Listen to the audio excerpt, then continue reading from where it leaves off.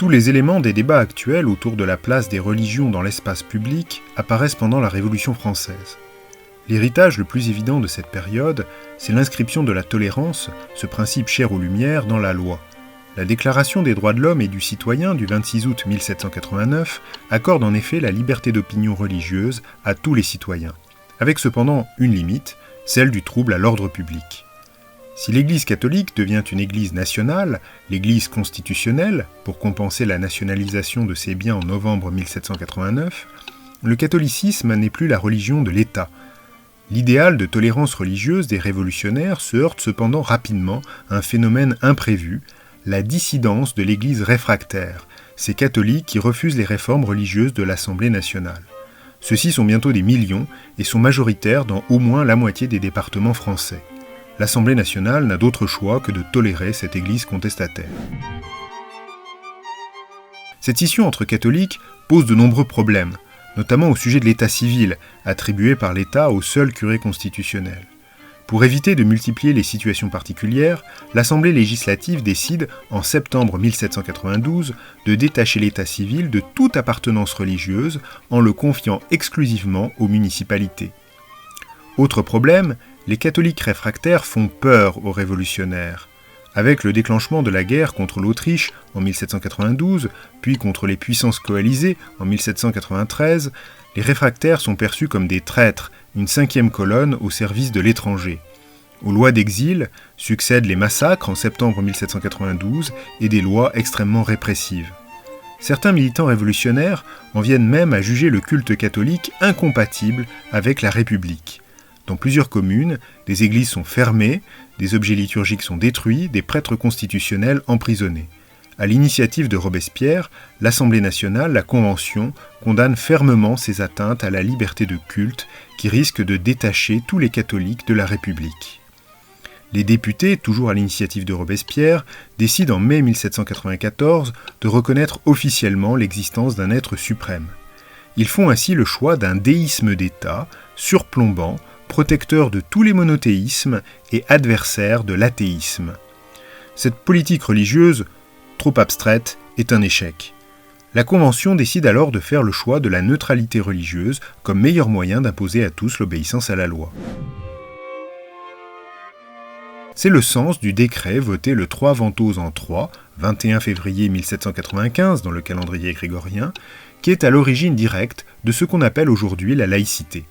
Selon un principe assez simple, la République protège tous les cultes, mais n'en finance aucun. Pour éviter de nouveaux conflits, l'État fait le choix d'une neutralisation stricte de l'espace public en matière religieuse. Les processions, les sonneries de cloches, les prières publiques, ainsi que le port du costume ecclésiastique sont strictement interdits. Les convois funéraires ne doivent par exemple afficher aucun signe confessionnel extérieur. La croyance religieuse ne peut s'exprimer qu'en privé. Certaines municipalités font du zèle et vont même jusqu'à interdire la possession d'objets religieux dans les domiciles, réservant l'expression de la foi au fort intérieur. Les églises sont placées sous la surveillance des autorités qui veillent à ce que les ministres du culte, astreints à une déclaration de soumission à la République, respectent la loi et prônent l'obéissance à leurs fidèles. Certains réfractaires acceptent, d'autres non. L'Église clandestine, échappant au contrôle de l'État, reste puissante, continuant de provoquer l'inquiétude des autorités. Celles-ci affichent par ailleurs souvent leur anticléricalisme, ce qui a pour effet, en retour, d'inquiéter les catholiques, notamment lorsque le pape est arrêté à Rome et amené en captivité en France en 1799. La neutralité stricte conduit ici à une absence de dialogue, à une méfiance réciproque et une réactivation des tensions religieuses précédentes. Napoléon Bonaparte, après avoir pris le pouvoir, rompt avec cette politique de séparation. Il renoue avec la vision monarchique d'une église d'État, soutien politique du prince dont elle légitime le pouvoir dans les consciences des fidèles. C'est ce qui le pousse à signer le concordat de 1801 avec le pape, avant de présider à l'organisation des cultes protestants et israélites. Ce système concordataire repose sur un contrôle des cultes reconnus par le financement public et la nomination officielle des ministres du culte. Il ne faut pas oublier que cette volonté de contrôle a suscité des résistances et s'appuie sur un important dispositif répressif. Les préfets et la police surveillent les contestataires qui sont arrêtés ou exilés. Les tensions s'apaisent après la chute de Napoléon en 1815, mais le système concordataire se trouve progressivement confronté au développement de l'indifférence religieuse et surtout à l'organisation politique, dans le camp républicain, de ceux qui ne se reconnaissent pas dans ce régime de culte reconnu. La séparation des églises et de l'État en 1905 renoue avec le grand principe du décret du 3 niveaux en 3. La République ne salarie aucun culte, mais les protège tous, du moment qu'ils respectent la loi. La principale différence est la mise en œuvre d'un régime plus souple, avec l'autorisation des signes religieux dans l'espace public, ainsi que la lente organisation d'un dialogue entre l'État et les responsables religieux. Ce système a tenu, bon gré mal gré, jusqu'à ce début du XXIe siècle, où surgissent de nouveaux conflits autour de la place de l'expression de la foi dans l'espace public.